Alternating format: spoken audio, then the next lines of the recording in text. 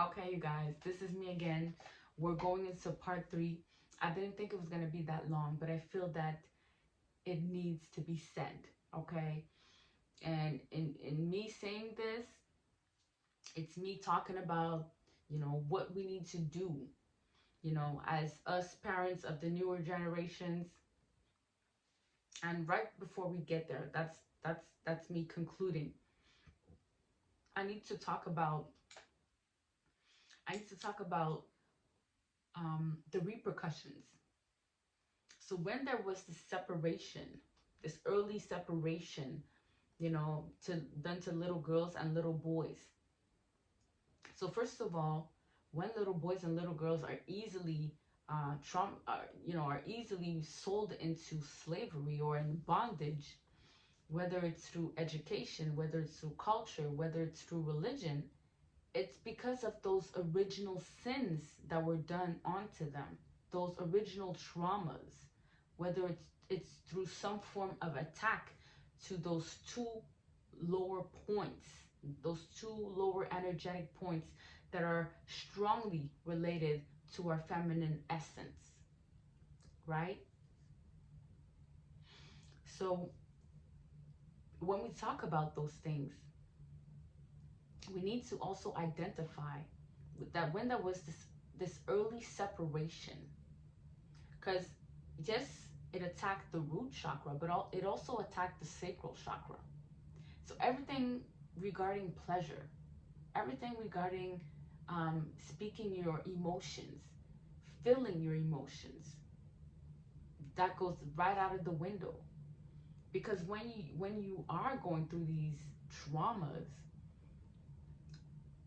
you're gonna be ridden in guilt when you want to when you find pleasure, whether it's through sexuality, whether it's through some other form of pleasure. So when we have those little boys and little girls growing up, right? Pleasure is only in vain. Pleasure is no longer something that belongs to them because it was taken from them. So yes, boys and girls are gonna have fun.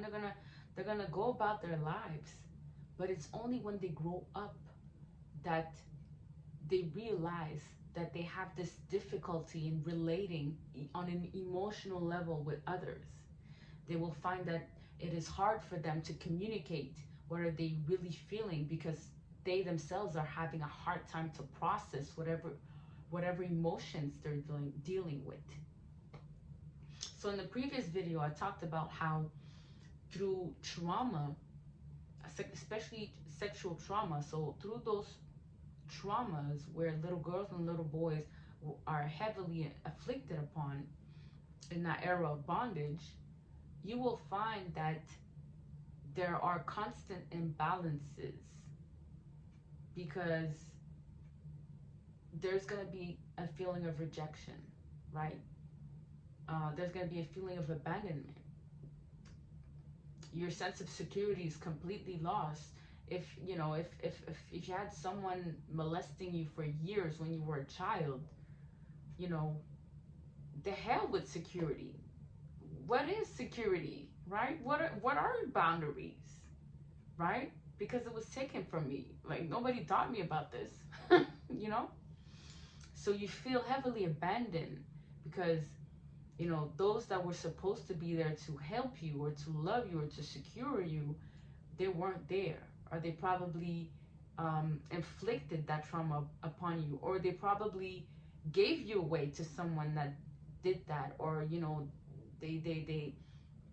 they had this um, they had this what's it called? They had this contract with someone that inflicted that on upon you. So we want to think about it as something that is so far-fetched, that is so out of this world, but it is not. And we need to come clear about these things. We need to realize that these forms of attack were done with purpose for surviving those thousands of years of era of bondage, keeping people in slavery, Because when you're cut from your feminine essence, when you can no longer have that rapport or develop that relationship with those lower aspect of yourselves, because you were heavily trauma, especially if you were molested, you were circumcised, you were mutilated, you're not going to want to go back into your femininity. It's going to be hard, right? It's going to be hard, especially if you're a boy, or especially if you're men. Like men in my generation, some of them is really hard for them to talk about how they were molested. A lot of men, it's hard for them to communicate any types of expressions of pain because they were circumcised. There is a direct correlation, whether we want to admit to it or not. You will find that there are women in my generation, or older or younger, that they have no sense, they have a hard time having a sense of self, standing on their own truth without having some form of authority upon them. You will find that it's hard for women to not want to sell their bodies because, you know, shit happened when they were young, and you know, it just was the logical way to deal with it. Afterwards, it's money. You're gonna find women that are constantly betraying other women because they got the ultimate betrayal, and they just feel that it is right that they inflict the same betrayal upon others, or that they betray just anybody that comes in contact with them because they are holding on to that ultimate betrayal. You will find mothers that can easily abandon, betray, reject their own because they had this ultimate betrayal that they cannot get over. So it's easy for them to abandon, to reject, to betray, to humiliate, to hurt. All this to say, you know, there are a lot of psychological repercussions. You know, we want to think that yes, you can abuse someone with words. You can definitely attack someone with words. You know, you can diminish someone with words, but it can only affect you. It can only affect to some extent. Meaning, at some point, you know, if you know, what I'm saying is, yes, you probably, if you grew up in an environment where there was, you know, where you were used to being bullied, being talked down, you know, those are the type of things that, you know, you can recognize when you grow up as not normal, and you can distance yourself and want to do better. But when you went through heavily sexual trauma, whether it's through one of the practice that I mentioned, there is this constant disconnect. You're no longer connected to your wholeness. It is hard for you to connect with the wholeness of your body. So you will find that there's a lot of men and women who are heavily spiritual, but ask them to come and descend and stay in their body when they're processing a difficult emotion. They can't do it. They just can't.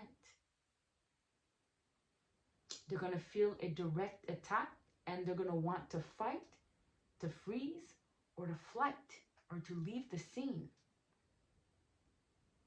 You have people that they were so cut and separated from their lower selves because of these types of traumas, that decided to convert and dedicate themselves to a religion, or want to speak highly and become gurus, or they become highly intellectual and they become big scientists, but they are carrying a heavy secret.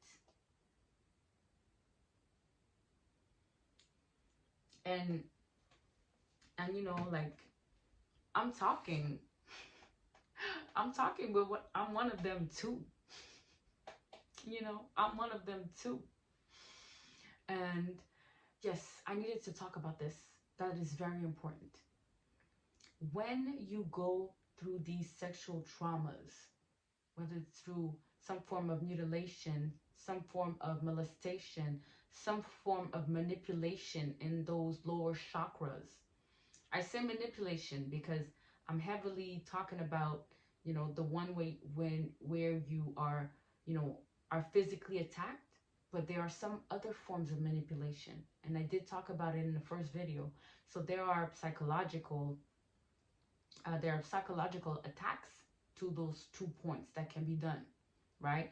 If you live in a household where you were constantly told not to touch your body parts, where you were told that it was not good for you to do that, where you were guilt driven if you were ever to touch your body parts, if you were ever to find pleasure into doing that, or if you were ever to, you know, so if you were heavily controlled growing up, that's another form of manipulation to those lower points, to those lower energetic points. So if you were that's another form of psychological manipulation, or, you know, form of attack. If um if you grew up heavily in a religion that tells you if you touch yourself, if you do these things, you're going to hell, that's another form of manipulation, and it's more so, again, psychological. And then there are other forms of manipulation with magic, spells, right? When you set your intention and you're using forms of elements, you can direct those intentions towards someone's lower chakra points, because not only you have this intention, but you know that the person has some vulnerable points. So most of the times when there are spiritual attacks being done on the lower, or any forms of energetic centers, okay, for that magic to succeed, there needs to be two things there. I think. Yes, there needs to be knowledge of, you know, how to manipulate or how to set intention, right? How to use the elements. But there are two essences needed. One, there needs to be an intention. So there needs to be a direct drive of, or focus of, what is the intention that is being put in that spell. And there's also the need to know something about that person, the vulnerabilities, the secrets of that person, of that target. Because once you know the secrets, there's this opening, right? And that is why I feel that when there are spiritual attacks to people being done onto people, it's mostly people in the environment that knows them, that knows their secrets, that grew up with them, that knows their vulnerable points. Some people want to say weakness, but I don't think it's weakness. It's vulnerable points, because there was strong emphasis on pain being inflicted. So there are some form of manipulation, and when those forms of manipulation occur on those children, they are open to being manipulated psychologically, physically, and spiritually, right? When you can manipulate someone that has undergo these forms of attacks, you're going to be able to manipulate them psychologically. You're going to be able to get into their heads, when you're going to be able to um, to have them separate themselves from themselves. If you're into psychology, right, you're going to be able to have them detach from themselves, dissociate, if you know how to. You can have children that have undergone heavy trauma. You can literally create identities within those identities within that person. But that means that that child or those children would need to undergo some form of programming, meaning that every time they're being molested, right? And here's what I'm going to make a clear distinction. If you're being circumcised, if you're being mutilated, right? You know, there are some form of attacks that you're going to be maybe shielded from. But there are some forms of attacks when you are being subjected to sexual molestation over a longer period. Usually it's because you're being programmed to work a certain way. You are being programmed by the abuser, not only to groom you a certain way, but to also create responses within your psychology, within your mind. So you then start to behave a certain way when there are triggers. You then start to respond to certain things because you remember of the programming while you were being molested. This is deep. And I feel that a lot of occultists, a lot of the dark sciences that were kept hidden during that era of bondage were heavily relying on children's energy harvested through sexual trauma to have them create those different personalities and alternatives with the mind. And when they grow up, they turn into those experimental or those experiment.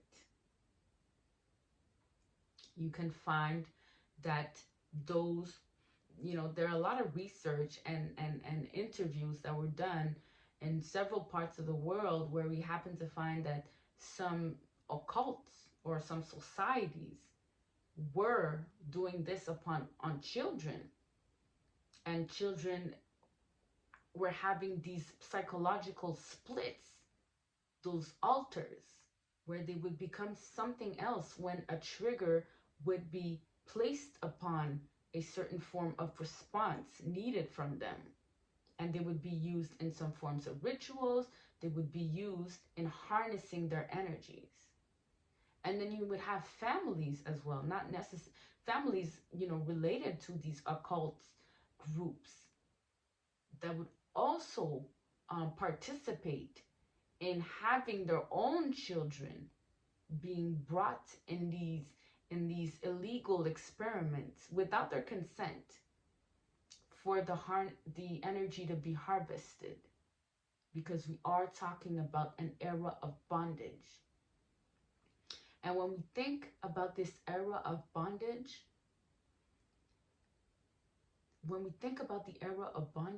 because it was an era dedicated to suppressing the feminine, there needed to be an energy harvest from that feminine essence, right? That energy needed to be, I don't know if you guys watch Doctor Strange, okay? But there is this part in the story where the sorceress has to harvest energy in the void from the dark place, and then she transmute it into light. But she still operates from a place of darkness. So I'm just, doing a little correlation here where in that era of bondage, these occultists, these elitists, these groups needed to constantly harvest energies from these vulnerable points meaning the feminine essences in all things. Whether you're a boy, you're a girl, any type of feminine essences, even animals. That's why you can find that today you have organizations that protects animals because there were some experiments done on animals, children, women, men. When I say women and men, it's usually those children that grew up in these programming and these experiments that when they become adults, they are under this programming. And it's important to understand this because as we are stepping away from that era, a lot of these secrets are being revealed. And you will find that some families had ties to these groups, to these operations, to these alliances. In order for the feminine to have been kept suppressed for so long, that suppression needed to be harvested differently. It was harvested through pure sources of energies, meaning little boys, little girls, and animals. Once you can program them at an early age or early stages in their lives, when they grow up, they become a product or a program that can be then used by certain groups, by certain alliances. And when those children grow up, they're already in it, so they just comply. And then when they marry and they have children, they just inflict the same pain onto their children, and it repeats itself. And that was done upon hundreds and hundreds of years. As we are stepping away, a lot of people are waking up to that reality, me included. And we have to come to terms with it if we want to break that generational curse. I'm going to end it here. We're going to finish in the last part.